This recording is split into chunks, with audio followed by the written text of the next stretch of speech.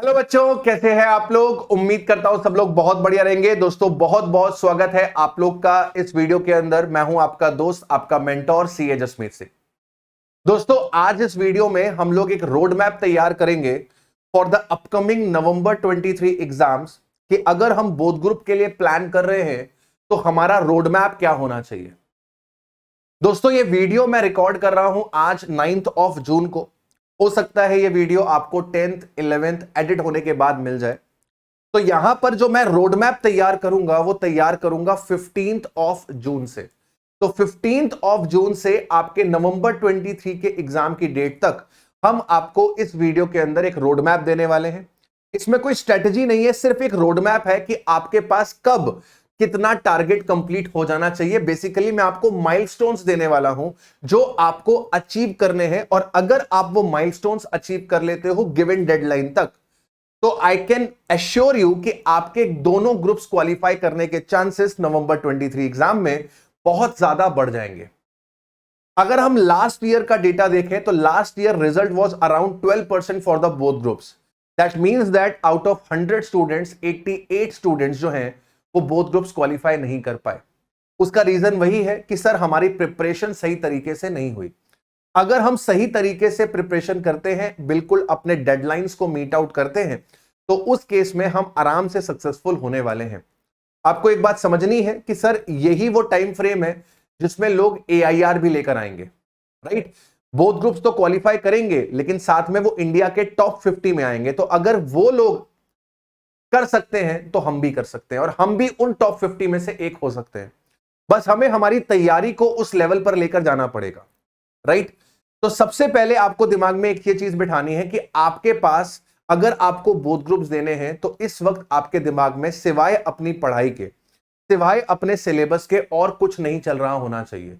You have to sacrifice each and everything till November 23 exams. आपके लिए सिर्फ और सिर्फ आपके ग्रुप 1 और ग्रुप 2 ये चीजें होनी चाहिए। 8 पेपर आपकी जिंदगी है, इसमें आपको टाइम डिवोट करना पड़ेगा और जी जान लगाना पड़ेगा। And this is the high time right now. अभी अगर आपने एक्शन नहीं लिया तो कहीं ना कहीं फिर आपका जो बोथ ग्रुप का सपना है कि मैं नवंबर 23 में बोथ ग्रुप निकालना चाहता हूं या चाहती हूं, वो सपना कहीं ना कहीं बेटा हैम्पर होने के चांसेस बन जाते हैं अगर हम थोड़ी सी भी लापरवाही करेंगे तो, राइट। तो हम ये वीडियो रिकॉर्ड कर रहे हैं 9 जून को, लेकिन आपके पास हो सकता है वीडियो एडिट होने के बाद 1-2 दिन के बाद आए। तो ये प्लानिंग जो रोड मैप हमने तैयार किया है वो 15 जून से तैयार किया है। तो फर्स्ट थिंग आपको जो अपने दिमाग में रखनी है, एज ऑन 15 जून आपका जो ग्रुप 1 है बेटा, आपका जो ग्रुप 1 है 15 जून को आपके ग्रुप 1 का स्टेटस ऐसा होना चाहिए कि आपका ग्रुप 1 एटलीस्ट 70% तैयार होना चाहिए। आपने 70% अपना ग्रुप 1 कंप्लीट कर लिया है, अप टू 70%, ठीक है।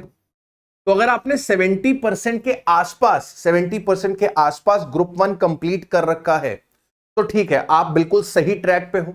आपको बोथ ग्रुप के लिए अपने दिमाग में विचार लाना चाहिए और उसके लिए मेहनत करनी चाहिए। आपको क्या करना है, आपको टिल 31 अगस्त आपको अपना ग्रुप 1 एंड ग्रुप 2 कंप्लीट कर लेना है। ग्रुप 1 एंड ग्रुप 2 कंप्लीट कर लेना है। एटलीस्ट 95% तो हो ही जाना चाहिए। एटलीस्ट 95% तो हो ही जाना चाहिए। अगर आप ऐसा कर लेते हो तो आप बिल्कुल सही ट्रैक पे हो। सर कंप्लीट करने से आपका क्या मतलब है? बेटा कंप्लीट करने से मेरा मतलब है कि आपने अपनी क्लासेस निपटा ली हैं। जो भी क्लासेस आप ले रहे हो वो क्लासेस आपने कवर कर ली है। इन क्लासेस में आपको जो होमवर्क मिलता है वो होमवर्क आपने कर लिया है। आपके जो टेस्ट प्लान करे गए हैं आपने वो टेस्ट दे दिए हैं। आपके जो टेस्ट प्लान है वो टेस्ट आपने दे दिए हैं। अगर आपने ऐसा कर रखा है तो मैं बोल सकता हूं कि आपका ग्रुप कंप्लीट है, आपकी प्रिपरेशन कंप्लीट है। लेकिन अगर इनमें से किसी भी एक चीज पे टिक नहीं लग पा रहा है तो मतलब कि भाई साहब आप इनकंप्लीट स्टेज पे खड़े हो, राइट। तो first you have to make sure कि एनी हाउ 31 अगस्त तक आपका G1 एंड G2 कंप्लीट हो जाए, एटलीस्ट 95% तो हो जाए, और अप टू 31 अगस्त आपके पास प्रॉपर ABC एनालिसिस तैयार हो जाए। आपके पास अप टू 31 अगस्त अपना पूरा का पूरा ABC एनालिसिस तैयार हो जाए। सब्जेक्ट वाइज आपके पास ABC एनालिसिस आ चुका हो।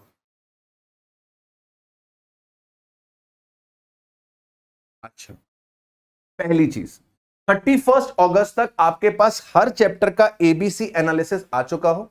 सेकेंडली, आपको यह पता लग जाएगा 31 अगस्त तक कि आपके स्ट्रॉन्ग सब्जेक्ट्स कौन से हैं, कौन से सब्जेक्ट्स में आपको मजा आता है, कहां पर आपके आंसर्स ज्यादा सही निकल रहे हैं, आपके वीक सब्जेक्ट्स कौन से हैं, आपको वो भी पता लग जाएगा।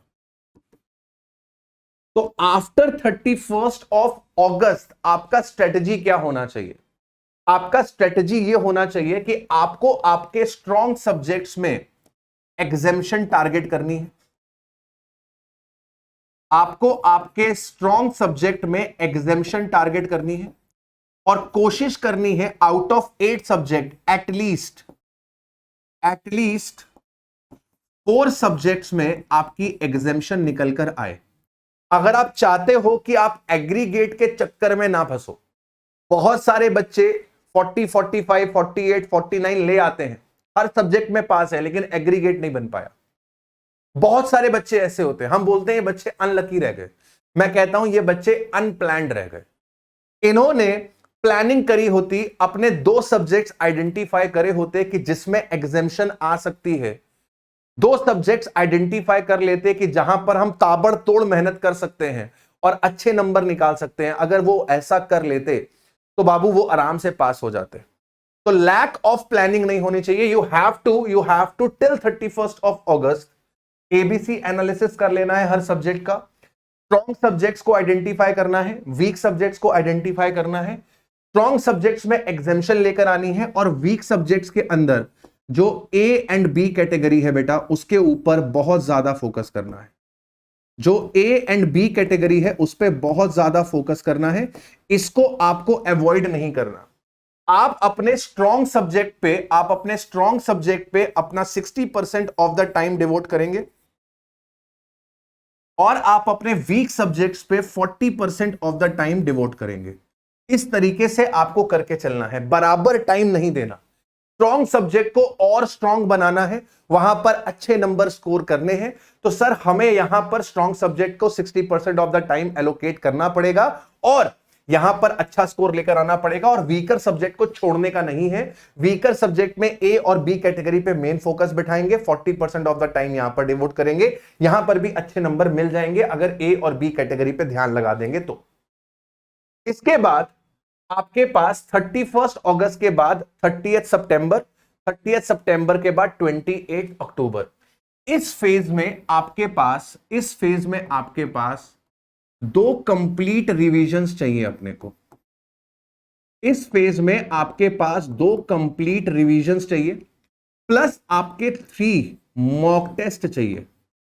आपको 3 मॉक टेस्ट भी देने हैं हर सब्जेक्ट के। तो 2 कंप्लीट रिवीजन्स आपको प्लान करने हैं और 3 कंप्लीट मॉक टेस्ट आपको प्लान करने हैं, राइट? अब सर आपका जो फर्स्ट रिवीजन होगा उसमें आपको थोड़ा समय लगेगा। फर्स्ट रिवीजन जो आप प्लान करेंगे इस 31 अगस्त के बाद 28 अक्टूबर तक, जो फर्स्ट रिवीजन आप प्लान करेंगे उसमें जो ग्रुप 1 होगा आपका, उसको आप कम से कम एलोकेट करेंगे बेटा 20 to 22 डेज, ठीक है? 20 to 22 डेज आप यहां पर एलोकेट करके चलेंगे। ग्रुप 1 कंपेयर टू ग्रुप 2 थोड़ा सा लेंदी है, थोड़ा सा कंटेंट उसमें ज्यादा है, तो ग्रुप 1 के अंदर आपको 20 से 22 दिन प्लान करने पड़ेंगे। इसके बाद G2 के अंदर आपको कोशिश करनी है बेटा 15 से 18 दिन के अंदर अंदर 15 से 18 दिन के अंदर अंदर आप लोग को अपना G2 रिवाइज करना है, यानी कि मैक्स टू मैक्स 40 डेज के अंदर, मैक्स टू मैक्स 40 डेज के अंदर। कोशिश करनी है कि इसको जल्दी से 35 डेज तक निपटाने की कोशिश करी जाए, लेकिन आपको 40 दिन तक का समय दिया गया है, राइट। इसके बाद जब आप सेकेंड रिवीजन प्लान करेंगे, तो सेकेंड रिवीजन के अंदर आप ग्रुप 1 पहले उठाएंगे और कोशिश करेंगे कि ग्रुप 1 को किसी भी तरीके से आप 10 से 12 डेज के अंदर रिवाइज करें, और अपने ग्रुप 2 को आपको रिवाइज करना पड़ेगा बेटा 8 to 10 डेज के अंदर, ठीक है। चीजें बहुत मुश्किल है, नो डाउट बहुत मुश्किल है, आपको अपना टाइम डिवोट करना पड़ेगा। इस वक्त आपका सिर्फ और सिर्फ टारगेट आपके एग्जाम्स होने चाहिए। First revision max to max 40 days में हो जाना चाहिए। Second revision max to max आपका 20 डेज के अंदर हो जाना चाहिए, ठीक है। इस तरीके से आपको प्लान करना है कि आप 20 डेज के अंदर इनको कंप्लीट कर लें।